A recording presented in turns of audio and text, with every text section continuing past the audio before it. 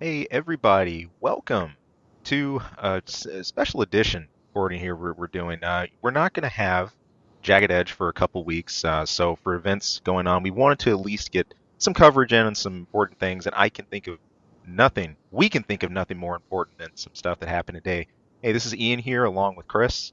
Hey everyone. Hey, we're talking about something very, very somber here, something dear to our hearts, and something that we cover often on this channel. If you listen to what, Unfortunately, oh man, I don't even want to be going into this, but we have to.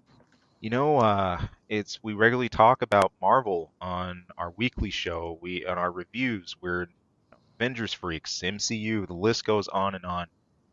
But this is something we really have to look at, and that's Stan Lee. He's passed away today at 95 years old. That's Monday, November 12th, 2018. man, just missed Thanksgiving. Man, he did. He did. I mean, on the one hand, you look at 95 and you say, man, that's a long tooth. That's a full life. Yes, it is. But some of the circumstances surrounding that, I believe pneumonia, was it? Well, he's been having some problems here in the last couple of years, both health wise and legally. There were some accusations in the last year or two with elder abuse Hmm. and people just not taking care of him the way that he should. Hmm. I yeah, I mean when you get to 95 though, I don't know if you can point to just one thing. Yeah. Yeah. I mean, you're And bound. we don't normally talk about those things on the show. You know, Right. we will bring when somebody passes, we'll talk about that. But when it comes to the drama, when it comes to accusations, we don't normally bring that up. This is a little bit different though. Very similar to Steve Ditko, who unfortunately passed away 4 or 5 months ago. Yeah, if Um, that. yeah, you know, obviously to say an icon is an understatement. I mean, Yeah. this is Stan Lee. Yeah. Pop culture worldwide is not the same No. had he not done some of the things he had done. So, especially in the last 10 years, but even before that. Right. Yeah. So you know, it's a big deal, and like you said, we're not going to be doing a lot of coverage. We're going to be, you know, the Let's Plays are still going to be coming out and reviews, but you know, we do a weekly news show talking about news in nerd culture, games, and movies, TV shows, and stuff like that. We're not going to be doing that for a couple of weeks. You know, news is kind of slowing down overall, but um, you know, holidays and everything. It's a crazy. We were going through the schedule here a little bit earlier Yeah. that we're going to have. It's nuts. So we're like, well, no, we got to do this though. We got to Yeah. cover this. You know, we got to talk about it because, and you know, you started to say it because I mean, outside of the fact that, you know, we try to do some kind of coverage on this stuff in general. Right. I mean, we're big Marvel fans. Right. We're big Spider-Man fans. You know, and it's Stan Lee. Yeah. Yeah. It's Stan the Man And Lee. So it it really it sets a whole different perspective for just even some recent things I've come across. Now, not just his regular appearances in the Marvel films and the MCU universe, those always make you smile. He's been mhm. everybody from Hugh Hefner to random bus drivers, like you name it, he's gonna pop up. But just thinking of Spider-Man, PS4, I think of the scene in the main campaign where he pops up, like in the cafe, and yeah, while that's something that, of course, is still going to bring a smile to my face every time I see it, I contextualize that differently now. It's just that has a Mhm. weight to it, and in a way, it's really cool because this is somebody whose legacy is going to go on, but who's also now in gaming, like you said, it really knows as far as that legacy doesn't really have bounds. I mean, from comics to gaming to movies, uh, Yeah. it's nice to have that. It's nice to have that record of him, but man. Well, you know, it'll be interesting to see what we see with that because I know the MCU for a while now have been doing his cameos in bulk, and well, Marvel in general, not even just the MCU movies. True. But they'll schedule those things to do them in bulk. So I don't know. It depends on what kind of route they go with. You know, maybe they'll feel that. I guess, geez, I mean, looking at the movies coming up, how do you not keep or make sure there's some kind of cameo in the upcoming Spider-Man movie Right. or in Avengers 4? I mean, you have to keep that in there. Um, I don't know. And I bring this up because Disney obviously had a very similar situation with Carrie Fisher passing away a couple years ago, Right. and the overwhelming consensus was like you cannot digitally recreate her, which they have, Right. not in the movies, but they have in other media, which kind of pisses me off. But just because they said they wouldn't, but they Right. have. So it'll be interesting. Do you keep that going? Because they could do it forever. The technology's there. Easily. They could do Stan Lee cameos forever, and I could actually see that. I think I'd kind of like that and kind of see where that lands. But one of the things with Stan Lee is that for a very long time now, not that I'm aware of any contentious issues with the MCU or anything like that, but he has been in lawsuit after lawsuit for about 18, 19 years now, Wow. suing for this or suing for that or being sued for this or that. Not that this is something I want to focus on, certainly with this, but I mean that's been a Sure. thing for him. So I don't know. I think a lot of that will come down with what family feels is best, or what. I'm sure at 95 you have some kind of will put together. Maybe that's something that he's asked to have done, is to have cameos and Yeah. everything. Yeah. And in framing that, when you're looking at a legacy in this type of form, you can't help but think how expansive, not just the content, but it sort of spawns an empire, if you will, and it becomes so expansive. Keeping track of all that, as you said, it comes down to the litigious part of it, Right. the court side of it, and everything. That could be a head spin, to keep up with. So the thing I don't know and that I really haven't had time to dig around a lot about is arrangements as far as his family, who's going to be picking up things, or how parts of his Yeah. estate are going to. I'm sure those conversations will happen in the days coming, but it's a lot to track for sure. I will say this, that unfortunately, even though it was going to be a few years from now, I think he probably, while it was probably great 15 years ago or so that he got to see a well done live action Fantastic Four, and I'm sure he had a cameo in that as well. Right. To have done a cameo in an MCU Fantastic Four, which was coming down the pike eventually, Right. that's unfortunately something that he didn't get a chance to do or see. Um, but yeah, I mean, looking at the legacy that he leaves, I would think you would have to be hard pressed to say that he would leave disappointed with anything. Definitely. I mean, good lord. And you have to start with the Fantastic Four, You do. which was an answer to the Justice League, Yes. and that's kind of where it all started. And the Avengers didn't come around to a couple years later, but I mean, he was the editor, and in many ways the creative mind behind all these super huge superheroes that we have now. Right. It's not just Marvel Comics. I mean, he had a strong or a small creative hand in all of these huge characters now, and Right. the going through it, the X-Men, Fantastic Four, Spider-Man, and Doctor Strange especially. Oh, big time. Those were huge for him.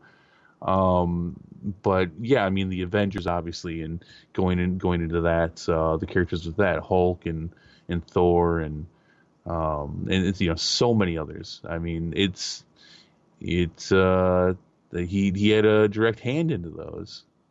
He did. I think you're playing around some really good stuff here. I want to pick up on a bit. This makes me think of the whole revolution that happened with comics and what you saw with Right. heroes. In a lot of cases, in about the 50s or so, and also how Stan's interacted, the interaction with DC.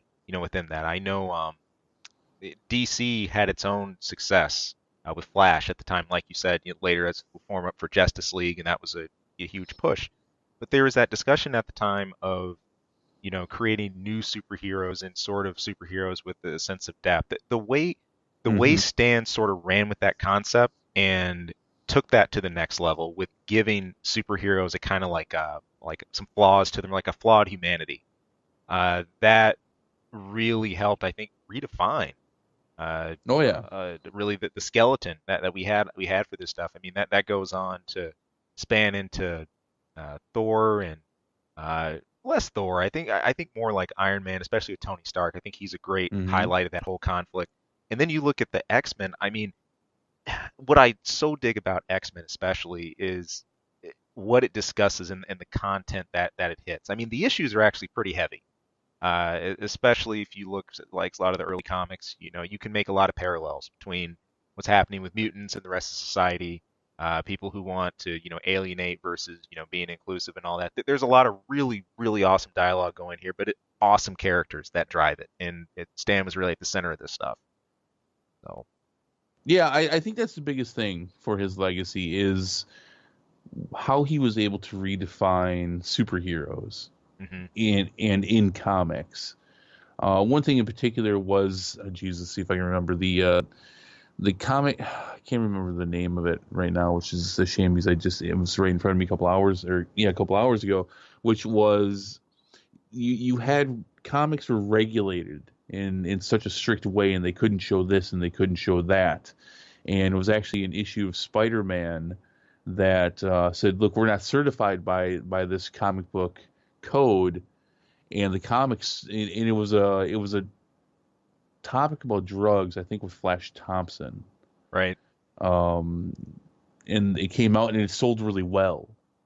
And Mm, it was because of that everything started changing and things were able to be a bit edgier than they were because there's like, oh, okay, well, it doesn't need this certification from them and comics will still sell. And that's when people started, or publishers, I should say, were able to start breaking loose a bit, and we were able to really start to move forward into the comics right. that we have now, for good or for bad. but Right. Right. no, but for good overall. But yeah, I think the biggest thing for the legacy was the redefinition of the superhero, like you were talking about, because before that they were all very well rounded. Um, yeah, I think Superman and Clark Kent is a good definition of that. Of Just where you, I was going. Yeah. yeah, your typical, that was your typical kind of personality. Stan Lee's ideas brought in the very imperfect hero, and I think that's Right. best defined, as you said, by Iron Man and Spider Man. Yeah. Um, yeah, obviously everyone else with that as well, but I think that's well represented with the two of them. Definitely. So yeah, pretty important stuff. Very important. I mean, where would comics be without it? Just comics, not to mention again pop culture, especially in the last 20 years or so, but definitely in the last 10. Right. I think yeah, I'm sure it's out there, but the fact that in the early 2000s Stan Lee did what he did with the movie rights for Marvel, which ended up unfortunately biting him in the butt. And Yeah. and then in his later years here, being able to see the success that these characters could bring, and just how well regarded these characters are. I'm sure that must have meant everything to him. Definitely. Definitely. I think another really good key to highlight here, along with heroes themselves being sort of brought to that next stepping stone, is looking at the surrounding stories and the surrounding characters that really got brought into these, done really well. Mhm. I'm thinking about especially around the Amazing Spider-Man, somewhere around the 60s-ish or so, something like that. Uh, there were a lot of stories that were focused on the social lives of the main characters. You'd have, Peter Parker's what things were like in college or at work and stuff like that. But then things started to get really topical around that time. The Vietnam War, activism, elections, all that stuff started to sort of seep, into comics. And then you even had supporting characters like, Robbie Robertson that got introduced and had, a major supporting role later on. The Black Panther. Um, you Mhm. just at the time you you couldn't even count, like a minority superhero, like on one hand. But there were a lot of really cool dialogues that came out of that. I think that comics helped create. So it was just enough of a suspension, sort of you could say suspension of disbelief, even if you want. Then on one hand, here you have reality, very topical things seeping into these. And anybody can make that connection if you look for it, but of course, these are fictional works. But that gave them weight. That gave them a type of weight. I think that the old Golden Age Superman sort of unassociated comics were missing. I look back at all that now and I think of this ideal, perfect king of a superhero who's perfectly smart, perfectly moral, perfectly educated, perfectly, no weaknesses, no real flaws, is just in light years away from where we move with this direction and the revolution Stan helped with. So. Yeah.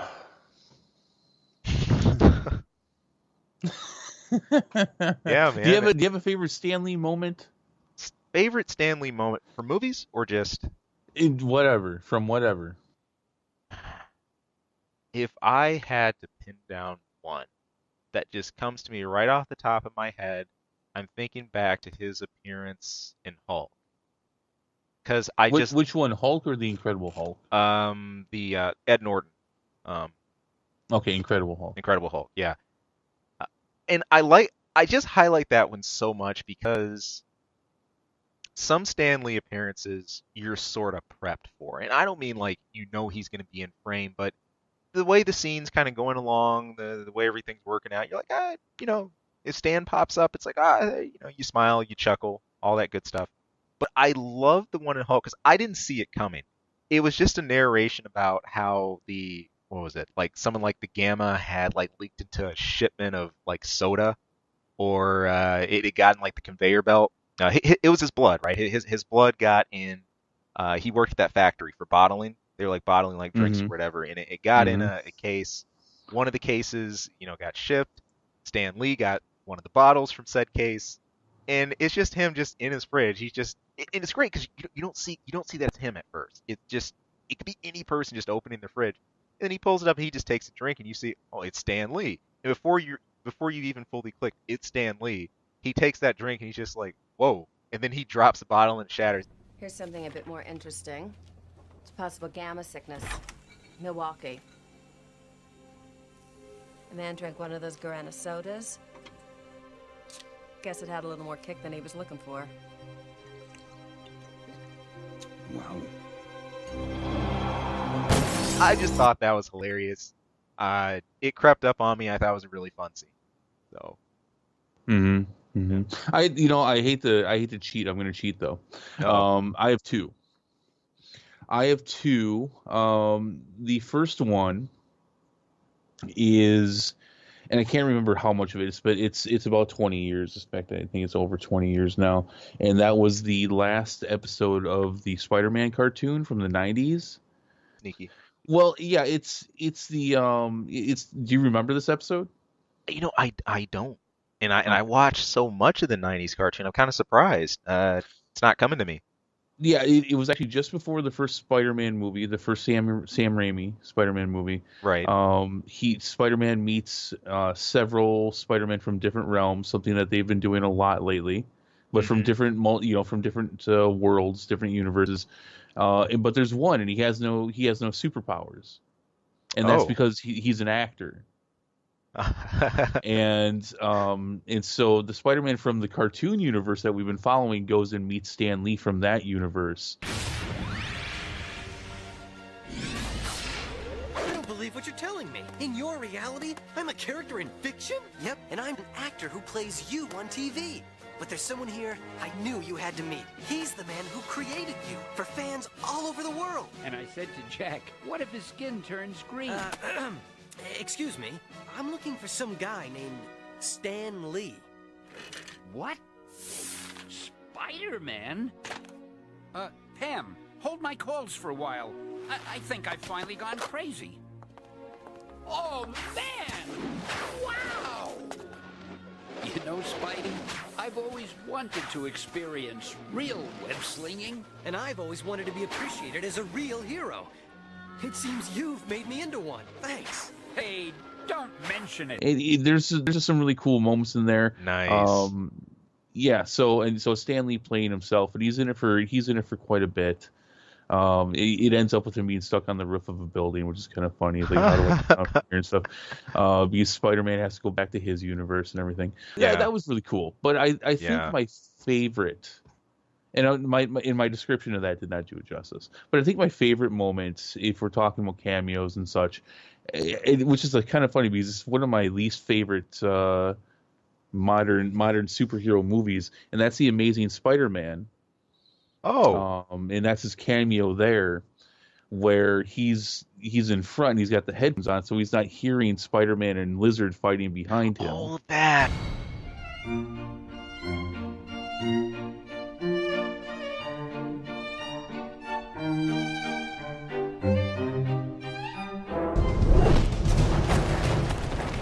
Yeah. That is a lot of fun. I almost forgot. That's probably one of his best cameos. That was a lot of fun.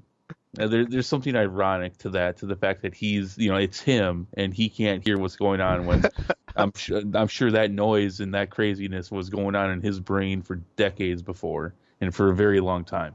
Good stuff. So, Good stuff. But yeah, he was kind of his own guy, kind of doing his own thing. He was you just don't see a lot of modern day renegades like these, unfortunately, these people who are passing nowadays with Ditko and now Stan Lee here, and I was thinking of a few others in the last couple of years. His legacy is going to outlive us, and we got a long ways to go yet. Oh yeah.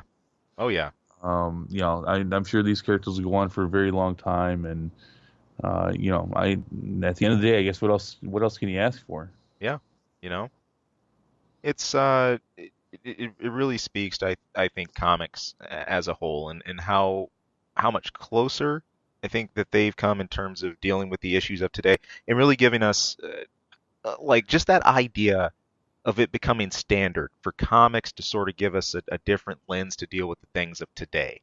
And that doesn't mean necessarily go to comics for a retreat, as you will, but it's kind of nice to just read something in paperback form or online if you do that. Read a comic. Yeah. That you can just step away from the stuff for a minute or read the stuff in a different context. I think that's cool.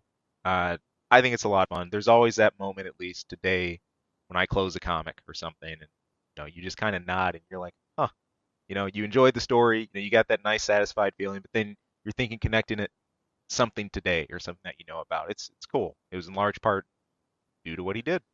I just realized because I collect The Amazing Spider-Man monthly. Ooh. Oh my gosh, there's going to be some huge, overwhelming piece about this in the next Amazing Spider-Man. I have no doubt. It has to be. Oh my gosh. It has to be. That's going to be crazy. Guys, what's your favorite Stan Lee moments? Yeah. Comment below. Let us know. Send the guy off right. And I think that's how he'd want to be remembered, is just talking about what his favorite moments for you are, enjoying his creations or what he had a hand in creating. Yeah. Comment below. I don't know what else we can really say here other than thank you. Thank you, Stan. Thank you. And for at least all the acknowledgments too. I just took a quick look at some of the accolades, and this is just some of the cool stuff we're going to see him on just going forward. In 2009 Comic-Con Icon Award, in 2011 Hollywood Walk of Fame, 2012 Visual Effects Society Awards, Producers Guild of America, 2017 the National Academy of Video Game Trade Reviewers. All for various works within those he was nominated for, and that's just some things. And always, and there's probably a couple exceptions to this, but he always came across, and I'd always heard so many stories that he was a man of the people. I like that. He enjoyed meeting his fans, and again, I know in the last few years here that's been very difficult for him, but in large part, And for a very long time, he was very much about meeting his fans and meeting the people that that were inspired. He always enjoyed doing it. I'd always hoped at some point. There's not a lot of, I'm not much of a celebrity person. I don't get too much in celebrity culture, but Stan Lee was one of the people that I had hoped to be able to meet someday. So Yeah, sure. It's with a heavy heart we come to the end of this segment, man. This is probably one of the hardest, I think, things we've ever recorded. I'm not gonna lie, man. I just really feeling it as we sit here and talk about it, but I don't know. Doing last week's show with you was pretty hard. I know. No, it's especially because I could be the most abrasive, terrible person. Like That's me. That's me you're talking about. beg to differ. Beg to differ. But yeah, hey, like Chris said, we'd love to hear from you guys. But listen, thank you so much for tuning in. Be sure to stay tuned here on our channel, not only for our Jagged Edge show and movie reviews, but also the Let's Play content. We got a lot more Soul Calibur stuff we're still cranking out here, and there's going to be a lot more down the line. So there's going to be more Spider-Man in a week. oh, here comes November 20th. Mark the day, the next DLC for Spider-Man PS4. I'm going to be right here. Tune in. Want you to enjoy it. Until then, though, thank you all. Happy holidays. Take care.